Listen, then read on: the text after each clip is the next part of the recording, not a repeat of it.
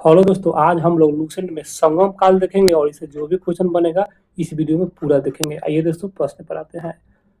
लाल chair के नाम से प्रसिद्ध वह चेर शासक कौन था जिसने कन्नौगी पत्नी के मंदिर का निर्माण कराया था? वह शासक है सेनगुट्टवन। इसका राइट आंसर ऑप्शन सी सेनगुट्टवन। अगला प्रश्न है, तमिल का गौरव ग्रंथ जीवक चिंतामणि किससे संबंधित है? इसका right answer option A Jain धर्म से संबंधित है। तमिल का गौरव ग्रंथ जीवक चिंतामणि और जो कि संबंधित है जैन धर्म से संबंधित है। अगला प्रश्न है, तमिल भाषा का एक और है मणिमेकलई नामक गौरव ग्रंथ किससे संबंधित है? इसका राइट आंसर ऑप्शन बी यह बौद्ध धर्म से संबंधित है। मणिमेकलई नामक गौरव ग्रंथ बौद्ध धर्म से संबंधित है। वीडियो अच्छा लगा है दोस्तों तो लाइक कर दीजिएगा, भूलिएगा नहीं। अगला प्रश्न है, निम्न में कौन सा संगम युगीन व्याकरण रचना सर्वाधिक महत्वपूर्ण रचना मानी गई है? इसका राइट आंसर ऑप्शन सी तोलकपियम। तो कौन सा संगम युगीन व्याकरण रचना सर्वाधिक महत्वपूर्ण रचना मानी गई है? तो वह है तोलकपियम।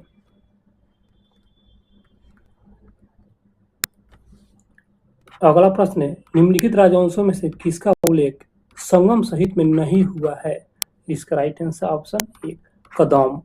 तो निम्नलिखित राजवंशों में से किसका उल्लेख संगम सहित में नहीं हुआ है? तो कदम वंश का उल्लेख नहीं हुआ है। अगला प्रश्न है, संगम युग में उरेयूर किस लिए विख्यात है? इसका राइट आंसर ऑप्शन बी कपास के व्यापार का महत्वपूर्ण केंद्र है। तो यह जो है उरेयूर किस लिए विख्यात है दोस्तों? तो यह कपास के व्यापार का महत्वपूर्ण क्या है? तो केंद्र है। अगला प्रश्न है, तोलकाप्पियम ग्रंथ संबंधित है? इसका राइट आंसर ऑप्शन सी व्याकरण और काव्य से संबंधित है। तो तोलकाप्पियम जो कि ग्रंथ है और जो कि संबंधित है व्याकरण और काव्य से संबंधित है। आइए दोस्तों 8 नंबर क्वेश्चन पर आते हैं। 8 नंबर क्वेश्चन होगा, धार्मिक कविताओं का संकलन कुरल किस भाषा में है? इसका right answer option B Tamil भाषा में। तो धार्मिक कविताओं का संकलन ये जो कुरल है ना दोस्तों किस भाषा में है? तो यह तमिल भाषा में है। अगला प्रश्न है 9 नंबर क्वेश्चन होगा, किस संगम युगीन राज्य के संरक्षण में 3 संगमों का आयोजन किया गया? इसका right answer option C Pandey. तो किस संगम युगीन राज्य में संरक्षण में 3 संगमों का आयोजन किया गया दोस्तों? तो पांडे संगमों में तीन संगमों का आयोजन किया गया है, याद रखिएगा दोस्तों ऑप्शन सी।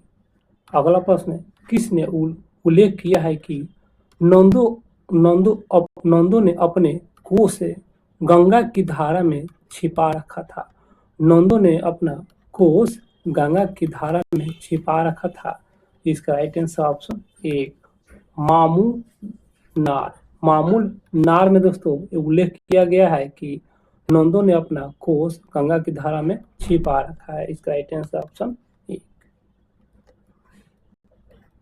11 नंबर क्वेश्चन पर आते हैं। तो 11 नंबर क्वेश्चन है यहाँ पर मिलान करना है। सूची 1 में राज्य है, सूची 2 में राजकीय चिन्ह है। आइए मिलान करते हैं। तो इस प्रकार इसका पहला ही सही हो जाएगा 1, 2 और 3 जो कि चेर, जो कि यह जो है राजकीय चिन्ह है। चेर राज्य का राजकीय चिन्ह क्या है? तो धनुष है। चोल का राजकीय चिन्ह क्या है? बाघ है, याद रखिएगा। और पांडे का राजकीय चिन्ह मछली है दोस्तों। यह क्वेश्चन एग्जाम में निश्चित आते हैं। चोल काल में चेर काल में सॉरी दोस्तों चेर काल में धनुष, चोल काल में बाघ, पांडे में मछली। चेर में बाघ, चोल काल में चोल राज्य में सॉरी दोस्तों चोल राज्य में बाघ और पांडे में मछली, याद रखिएगा। 12 में क्वेश्चन पर आते हैं। तो 12 में प्रश्न होगा, सूची यहाँ पर 1 पुस्तक है, सूची 2 में लेखक है। आइए मिलाते हैं इस प्रकार। इसका राइट आंसर पहला ही सही है 1, 2 और 3 और 4। तो पहला है तोलकपियम, जो कि यह जो है लेखक कौन है? तोलकपियर। तो तोलकपियम के लेखक तोलकपियर है। और बी में है शिल्पादिकारम, तो इसका लेखक कौन है? इलांगो अडिगल। शिल्पादिकारम के जो लेखक है कौन है, इलांगो अडिगल। और सी में है मनी मैकलई, तो इसका जो है लेखक कौन है, शीतलय सतनार, शीतलय सतनार। डी में जीवक चिंतामणि, तो इसका रचना कौन होगा, लेखक तिरुवत तिवर। तो इसका राइट आंसर ऑप्शन 1 हो जाएगा। दोस्तों याद कर लीजिए दोस्तों, कभी कभी इस तरह क्वेश्चन एग्जाम में पूछते हैं जब गहराई से पूछना होता है। तो 13 नंबर क्वेश्चन होगा, अब मिलान करना है, सूची 1 में क्षेत्र है, सूची 2 में अर्थ है। आइए मिलान करते हैं। इसका राइट आंसर ऑप्शन 1 हो जाएगा, जो कि 1, 2, 3, 4 और 5। तो पहला है क्षेत्र है, अर्थ है, तो कुरिंजी, जो कुरुंजी जो कि यह जो है पहाड़ी, कुरुंजी का क्षेत्र का अर्थ क्या होता है, तो पहाड़ी होता है। और बी में है पालई, पालई का इसको मरुभूमि निर्जन स्थल। और मुल्लाई जो कि यह जंगल, इसका अर्थ होता है जंगल। मरुदम जो कि इसका अर्थ है कृषि भूमि, मरुदम जो कि इसका अर्थ है कृषि भूमि। और नेउल जो कि इसका अर्थ है तटीय प्रदेश। इस प्रकार इसका राइट आंसर ऑप्शन 1। आइए दोस्तों अगले प्रश्न में आते हैं। 14 नंबर क्वेश्चन, 14 नंबर क्वेश्चन है मिलान करना है, सूची 1 में है संगम और सूची 2 में है अध्यक्ष। तो प्रथम संगम का अध्यक्ष बताना है दोस्तों। इस प्रकार इसका राइट आंसर हो जाएगा ऑप्शन 1, पहला सही हो जाएगा। तो प्रथम है संगम, जो कि यह अगस्त्य, जो अध्यक्ष थे प्रथम संगम के, वह अगस्त्य थे अध्यक्ष।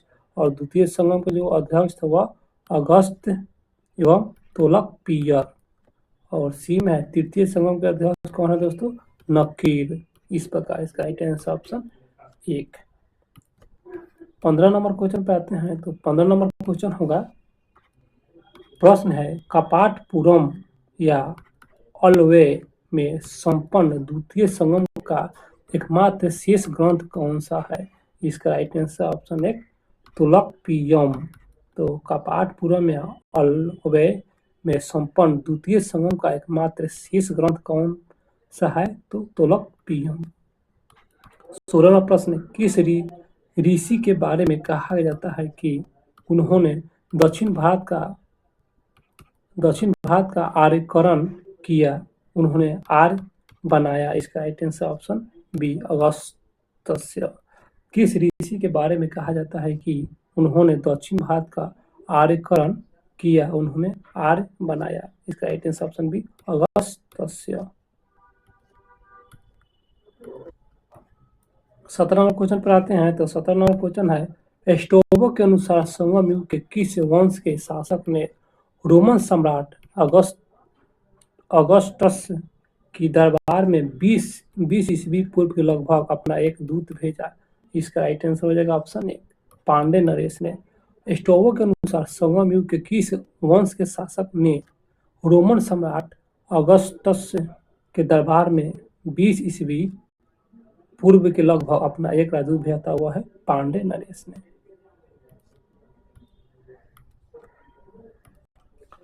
अगला प्रश्न 18 नंबर, तिरुवल्लुवर की रचना कुडल या मुप्पाल को कहा जाता है। इसका राइट आंसर ऑप्शन 1 तमिल भूमि का बाइबिल कहा जाता है। तो तिरुवल्लुवर की रचना कुडल या मुप्पाल को कहा जाता है, तो तमिल भूमि का बाइबिल कहा जाता है। तमिल काव्य का इलियड कहा जाता है। इसका right answer option C Silappadikaram. Tamil काव्य का इलियड कहा जाता है किसे, तो शिल्पादिकरम को कहा जाता है। अगला प्रश्न है, तमिल काव्य का ओडिसी कहा जाता है। इसका राइट आंसर ऑप्शन डी मणि मैकलई को कहा जाता है तमिल काव्य के ओडिसी। 21वां प्रश्न है, पुहर या कावेरीपट्टनम की स्थापना किसने की। पुहर या कावेरीपट्टनम की स्थापना किसने की। इसका राइट आंसर ऑप्शन 1 करिकाल द्वारा किया गया था कावेरीपट्टनम की स्थापना करिकाल। 22 नंबर क्वेश्चन होगा, प्रश्न है मुजरिस किस राज्य का प्रमुख बंदरगाह था। इसका राइट आंसर ऑप्शन 1 चेर। तो मुजरिस किस राज्य का प्रमुख बंदरगाह था, तो चेर का था किस राज का प्रमुख बंदरगाह खाता था? चेर, याद रखिएगा। अगला प्रश्न, किसके संबंध में यह कहावत है कि जितनी जमीन में एक हाथी लेट सकता है उतनी जमीन 7 आदमियों का पेट भर सकता है? इसका राइट आंसर हो जाएगा ऑप्शन ए, कावेरी डेल्टा। तो किसके संबंध में यह कहावत है दोस्तों? तो कावेरी डेल्टा के संबंध में है। जितनी जमीन एक हाथी लेट सकता है उतनी जमीन 7 आदमी का पेट भर सकता है, कावेरी डेल्टा। 24 नंबर क्वेश्चन पर आते हैं दोस्तों। 24 नंबर क्वेश्चन होगा, मिलान करना है। आइए मिलान करते हैं। तो इस प्रकार इसका राइट आंसर ऑप्शन ए हो जाएगा, जो कि चेर, जो कि यहाँ पर राज्य है और प्रख्यात शासक है। तो यहाँ इसका राइट आंसर ऑप्शन ए का ए हो जाएगा, सेनगुट्टवन, जो कि शासक है और राज्य है। तो सेनगुट्टवन और चोल का कार्यकाल शासक है और पांड्य का शासक कौन है? नेदुजेलियन। नेदुजेलियन, पांड्य का नेदुजेलियन, चोल का करिकाल और चेर का सेनगुट्टवन। चेर सेनगुट्टवन, चोल के करिकाल और पांड्य के नेदुजेलियन। इस प्रकार इसका राइट आंसर ऑप्शन 1। 25 नंबर प्रश्न होगा, प्लिनी के ग्रंथ अज्ञातनामा लेखक ग्रंथ पेरिप्लस के अनुसार मोती के शीर्ष पांड्य देश के किस क्षेत्र से निकलते थे? इसका राइट आंसर ऑप्शन सी, कोल्वे। इसका राइट आंसर ऑप्शन सी होगा, कोल्वे। गाय या अन्य वस्तुओं के लिए लड़ते लड़ते मरने वाले वीरों के सम्मान में खड़े किए जाने वाले वीर प्रस्तर कहा जाता था? इसका राइट आंसर ऑप्शन है वीरकल या नाडुकल। वीरकल या नाडुकल। दोस्तों क्वेश्चन थोड़ा सा डीपली है, आप लोग पढ़ने का प्रयास कीजिए। प्राचीनतम तमिल देवता मुरुगन किस वैदिक देवता का सदृश है? इसका राइट आंसर ऑप्शन डी, स्कंद या कार्तिकेय। तो ये तमिल देवता कौन है? मुरुगन किस वैदिक देवता से सदृश है? तो स्कंद या कार्तिकेय।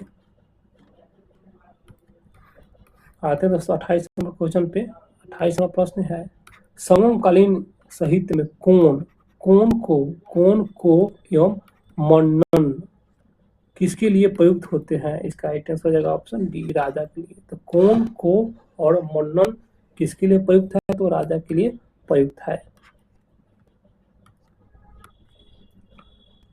आइए दोस्तों अगले प्रश्न पर आते हैं। तो यहाँ पर 29 नंबर क्वेश्चन है, निम्नलिखित में से कौन से समकालीन पतन पश्चिमी तट पर स्थित थे? जो नीचे दिए गए कूट है और कूट की सहायता से आंसर देना है। इसका राइट आंसर सी, केवल 3 और 4 सही है।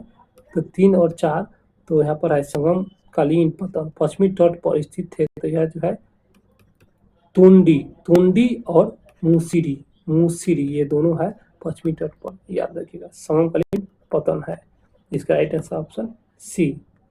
30 नंबर क्वेश्चन होगा, महाकाव्य शिल्पादिकरम किससे संबंधित है? इसका राइट आंसर ऑप्शन बी, कथानक में जैन तत्व से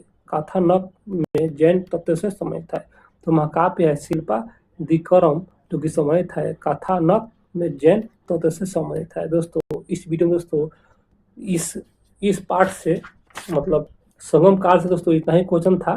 लूसेंट में इतना ही क्वेश्चन था दोस्तों, 30 ही क्वेश्चन था। तो 30 क्वेश्चन हो चुका है। फिर अगले वीडियो में नेक्स्ट टॉपिक दोस्तों लाएंगे। तो मेरे वीडियो अच्छा लगा हो तो चैनल को सब्सक्राइब कीजिएगा दोस्तों, और डेली देखने का प्रयास कीजिएगा। डेली एक वीडियो पर बनाते हैं लूसेंट का, भूलिएगा नहीं दोस्तों। इस तरह आप लोग डेली देखिएगा तो लूसेंट एक दिन सध जाएगा दोस्तों, और ज़्यादा समय नहीं लगेगा, मात्र 3 से 4 महीने में लूसेंट सधा देंगे दोस्तों, क्योंकि डेली एक वीडियो बनाएंगे एक टॉपिक से तो सधा देंगे 3 से 4 महीने में दोस्तों। तो आप लोग डेली देखने का प्रयास कीजिए, भूलिएगा नहीं।